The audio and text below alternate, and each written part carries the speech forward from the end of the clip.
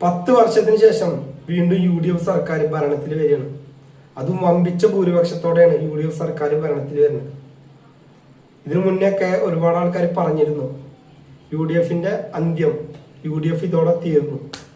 കാരണം 2ാം വട്ടം LDF ഭരണത്തിൽ വരുമ്പോൾ സഖാക്കന്മാരായിക്കോട്ടെ അതുകൊണ്ട് ഒരുപാട് ആൾക്കാർ പറഞ്ഞിരുന്നൊരു കാര്യമാണ് UDF അവസാനിച്ചു, UDF ഇതോടെ തീർന്നു എന്നുള്ളത്. അവർക്കൊക്കെ ഉള്ള മറുപടി ആയിട്ടാണ് ഈ 2026 നടന്ന ഇലക്ഷൻ. ജനങ്ങളാണ് അതിനുള്ള മറുപടി കൊടുത്തത്. കാരണം വമ്പിച്ച ഭൂരിപക്ഷത്തോടെയാണ് UDF സർക്കാർ ഭരണത്തിൽ വരാൻ പോകുന്നത്. കാരണം നിങ്ങൾക്ക് ഇന്നത്തെ ആ ഒരു റിസൾട്ട് കണ്ടാൽ തന്നെ അറിയാൻ പറ്റും. പലയിടങ്ങളിലും മിന്നുന്ന വിജയമാണ് UDF സർക്കാർ കാഴ്ചവെച്ചിട്ടുള്ളത്, അല്ലെങ്കിൽ UDFന്റെ നേതാക്കൾ.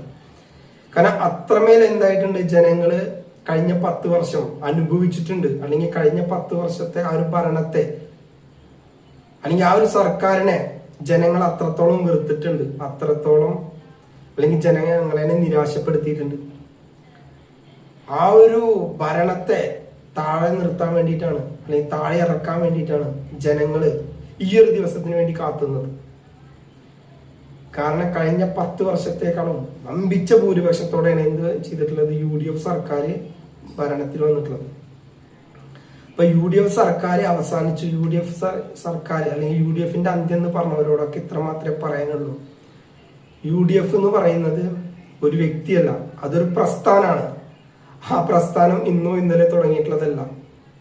നിങ്ങൾക്ക് ചരിത്രം നോക്കി അറിയാൻ പറ്റും. എല്ലാ ചരിത്രത്തിലും UDFന്റെ ഒരു കയ്യൊപ്പ് ഉണ്ടായിരിക്കും.